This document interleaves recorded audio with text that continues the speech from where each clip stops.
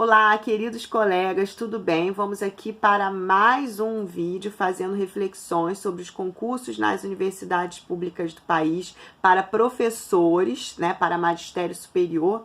E hoje eu gostaria de conversar um pouquinho sobre um assunto que eu discuti com alguns amigos que também estão tentando esses processos seletivos. Um amigo meu que já fez pós-doc em universidades da Europa disse para mim que discordava do modelo aqui no Brasil, do modelo de processo seletivo no Brasil, e que ele acha, segundo as reflexões dele, que o modelo de processo seletivo aqui no Brasil para professores das universidades públicas deveria ser o modelo das universidades europeias. Eu particularmente discordo desse meu amigo. Por quê? Porque a Europa é uma realidade completamente diferente da nossa. Lá, o processo seletivo para professor das universidades, ele é um processo um tanto subjetivo e simples. É apenas uma entrevista, eles olham lá as publicações daquele candidato e, no máximo, aquele candidato apresenta uma palestra sobre um tema que ele domine. Mas o foco da seleção é a linha de pesquisa, né? Se aquela linha de pesquisa segue a linha daquela universidade e as publicações daquele candidato, tá?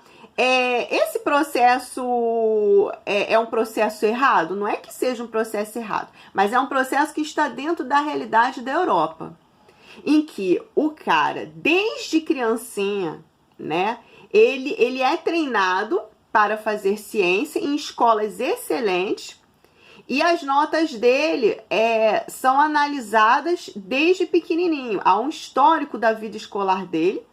E, inclusive, ele já passa por um processo seletivo para entrar na graduação. A Europa é completamente diferente do Brasil nesse sentido, para o acesso à graduação, tá? Então, já entra para a graduação em um outro modelo completamente diferente do nosso.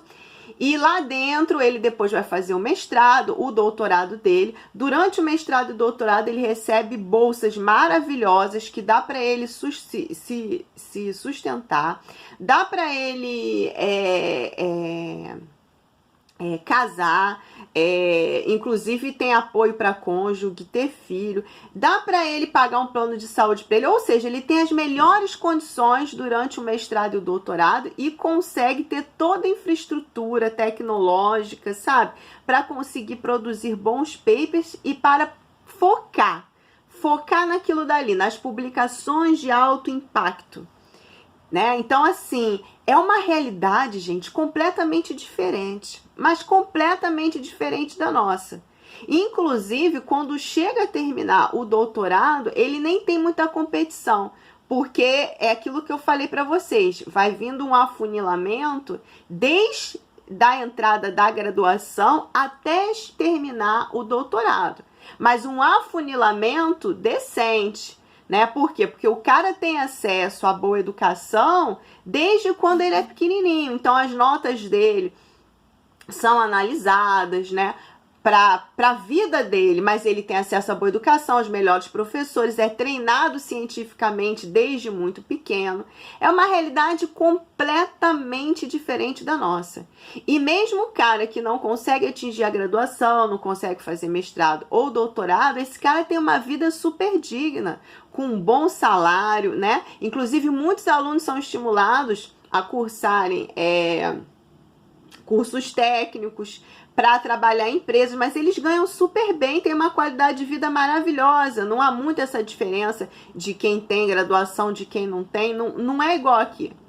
Então, quando chega a terminar um doutorado e a tentar um processo seletivo para ser professor de uma universidade lá, poxa, sabe, o cara passou por uma realidade completamente diferente da nossa.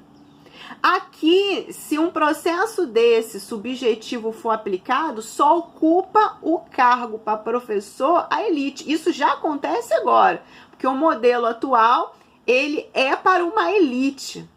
Ele não é para o trabalhador. Por mais que esse trabalhador tenha perfil científico, por mais que esse trabalhador tenha capacidade, não é para ele, tá?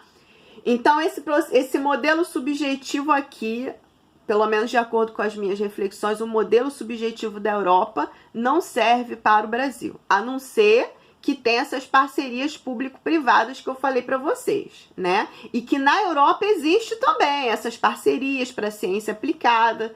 Então, realidade diferente. Agora, aqui no Brasil, se a gente está falando daquele cargo público permanente, esse cargo público permanente que é sustentado com dinheiro de pagamento de impostos de todos os brasileiros, tem que ter um processo seletivo democrático, transparente, um processo seletivo com igualdade de condições para disputa, para a competição do cargo, tá? Isso não acontece aqui atualmente. Vamos ver a realidade aqui, vamos falar um pouquinho da realidade aqui no Brasil.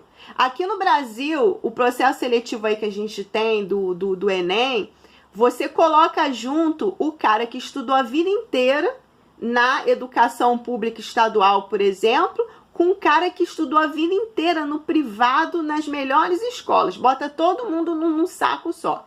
Ah, mas agora a gente já tem as cotas. Ok, mas mesmo assim eles entram diferentes. Tá? Eles entram diferentes. O cara que veio da cota, ele tem que se esforçar muito mais para conseguir o mesmo desempenho. E eu bato palma para todos eles, porque eles têm que se esforçar muito, muito, muito mesmo. E eles se esforçam. Conheço pessoas aí que se esforçaram muito, que correram atrás do prejuízo que o Estado deu para ele, né? Porque ele deveria ter acesso a uma boa educação básica desde quando ele entrou lá na pré-escola, tá? E ele não teve esse direito. Mas, enfim, ele correu atrás e conseguiu. Vamos lá. Se o cara não tem uma família com condições, blá, blá, blá, ele termina a graduação, a família já está desesperada para ele arrumar um emprego. Já está desesperada, né? E aí esse cara, não, espera mais um pouquinho, deixa eu fazer um mestrado aqui. Ah, mas a bolsa é muito pouca, mas ele pega ali. E aí muitas vezes, em várias áreas, o cara se vira trabalhando de uma outra coisa, ou dando aula, sendo professor, em escola, ou trabalhando em alguma empresa. Ele se vira tentando fazer as duas coisas, o que muitas vezes nem é permitido pelo orientador, tá? Independente dele ter bolsa ou não, tá? E aí muitos desistem, não fazem o mestrado, não fazem o doutorado, desistem porque eles precisam ocupar o mercado de trabalho, eles precisam se sustentar, ou então com muito sacrifício eles ficam fazendo as duas coisas, o mestrado e o doutorado trabalhando. E aí, óbvio que eles não vão conseguir ter uma produção científica de alto impacto igual aquele aluno que conseguiu ficar só ali estudando. Só ali estudando. E geralmente não são todos. Aqueles que conseguem ficar ali só estudando, depois de 25, depois de 30 anos de idade, são aqueles de uma elite, gente, que os pais sustentam. Por favor, que os pais dão alguma ajuda. Ou então, aquele cara que realmente abre mão de tudo na vida dele. Abre mão de pagar uma previdência, abre mão de ter um plano de saúde, ou abre mão de tudo, até de ter uma moradia digna, porque com o dinheiro da bolsa não dá. Não dá. Entendeu? E o cara passando de 30 anos de idade. Olha a gravidade disso. O cara que não paga previdência, o cara que não tem férias, que não tem 13º. Olha a gravidade disso. Tá? Então, assim, e é lógico que quem vai trabalhar e vai estudar ao mesmo tempo não vai ter o mesmo desempenho. E aí você depois, no final, ter um processo subjetivo que leve em conta só essas questões de publicações é injusto. É injusto, porque quem está ocupando o mercado de trabalho e está se esforçando e estudando também, paga imposto. Né, paga imposto e sustenta esse cargo público e quer ter o direito de disputá-lo em condições de igualdade.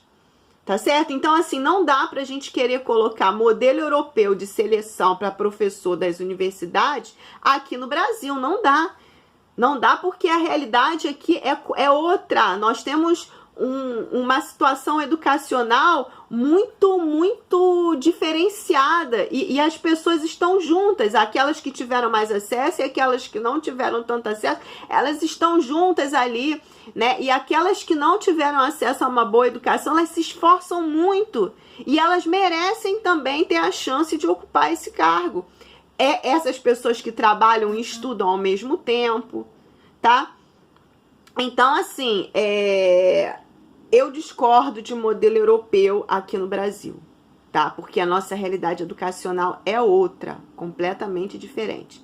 Eu acho, sim, que a gente tem que ter prova, questões, gabaritos, a gente tem que ter também a contagem de pontos de currículo, acho que a gente tem que ter prova de aula, mas sem caráter eliminatório por conta da subjetividade. E nós também temos que levar em conta a pontuação com relação à ocupação do mercado de trabalho. Porque, como eu disse, a universidade ela não forma só para paper.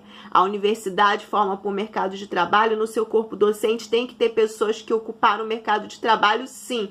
Que tenham papers, mas não precisa ter tanto paper, né, quanto aquele que nunca trabalhou fora. Que nunca teve ali carteira assinada e tem que marcar ponto, tá? Então é isso, pessoal. Discordo de que modelo europeu tem que ser aplicado aqui para processo seletivo, porque aqui temos uma realidade diferente. É isso, pessoal. Tchauzinho.